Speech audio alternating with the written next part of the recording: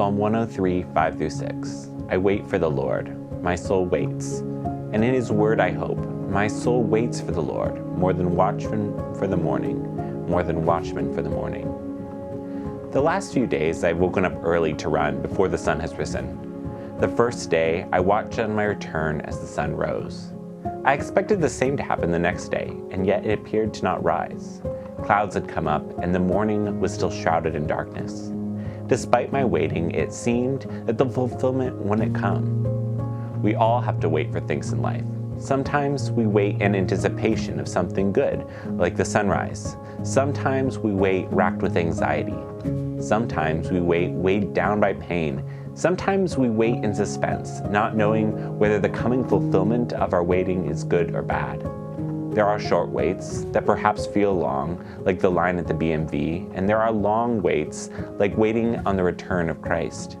Yet all of these waits have the ability to shape our hearts. Our posture in waiting can affect the way we experience waiting. Let's read Psalm 103, 5-6 again. I wait for the Lord. My soul waits, and in his word I hope. My soul waits for the Lord, more than watchmen for the morning, more than watchmen for the morning. Wait for the Lord. Wait for the Lord. My soul waits. My soul waits. More than watchmen for the morning, more than watchmen for the morning. This verse perhaps gives us a clue into what it looks like to wait prayerfully. We are, 1, told to wait for the Lord, putting ourselves in a posture of hope, praising and thanking God amidst our waiting. 2, it equates waiting like watchmen, waiting for the morning.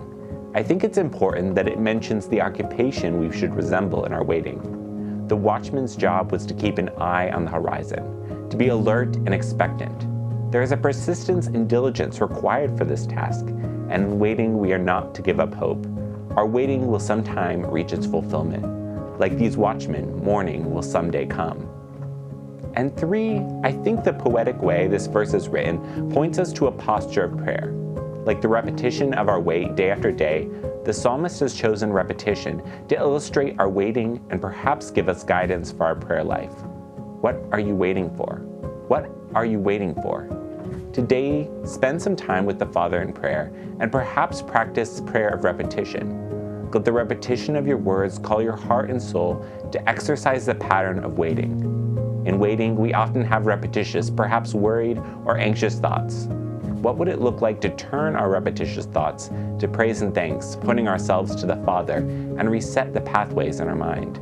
Spiritual disciplines like prayer have a way of guiding us to practice the postures we want to live into, and repetitious prayer can allow us to find hope and solace in our waiting, to know that perhaps it is our place to stand still and repeat, to wait for God to move, and to look watchfully for answers, hope, peace, and patience in our waiting. As I run, waiting for the morning, my breath forms a repetitious pattern. This continuous cycle allows me to keep going with endurance and to keep going, practicing this repetitious waiting in my own body, knowing that as I breathe, the sun will rise. Go to the Lord in prayer. Wait for the Lord. Wait for the Lord.